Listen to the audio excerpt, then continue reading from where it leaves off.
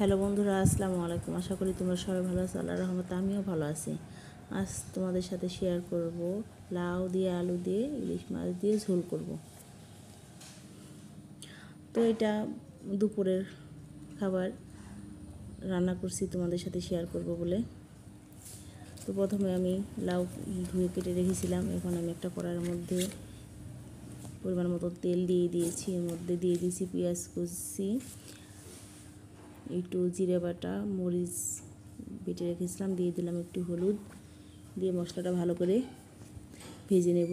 দিয়ে দিলাম পরিমাণ মতন পানি, দিয়ে মশলাটা ভালো করে কষিয়ে নেব। তো কষানো আমার হয়ে গেছে।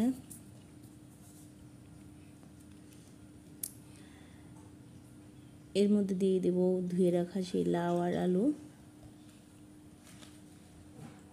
তো লাউ আর আলু মশলার সাথে ভালো করে আমি মিশিয়ে নেব, মিশিয়ে ভালো করে কষিয়ে নেব। কিছুক্ষণের জন্য ঢাকনা দিয়ে ঢেকে দেব।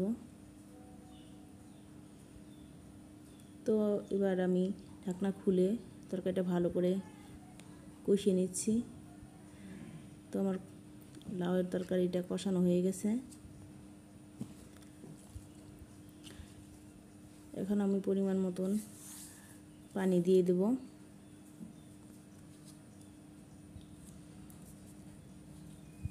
মাছগুলো এখন দিয়ে দেব। মাছগুলো দিয়ে এখন ভালো করে একটু কষিয়ে নেব।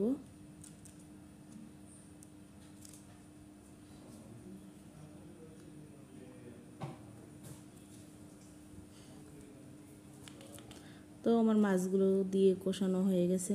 এখন আমি পরিমাণ মতন পানি দেব।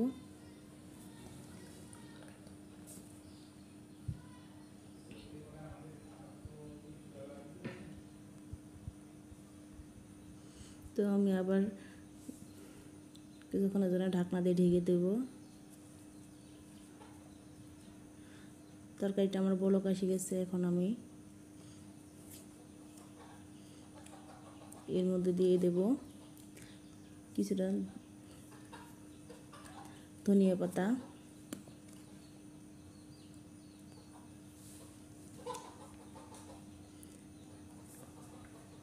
আমি আবার কিছুক্ষণের জন্য জাল করে নেব। তো বন্ধুরা, আমি তরকারি হয়ে গেছে, একটা ডিশের মধ্যে আমি নামিয়ে নিয়েছি। তো ফাইনালি আমার তরকারির লুকটা এমন হয়েছে। যদি তোমাদের ভালো লেগে থাকে তাহলে আমাকে লাইক, কমেন্ট, শেয়ার করে আমার পাশে থেকো। আল্লাহ হাফেজ।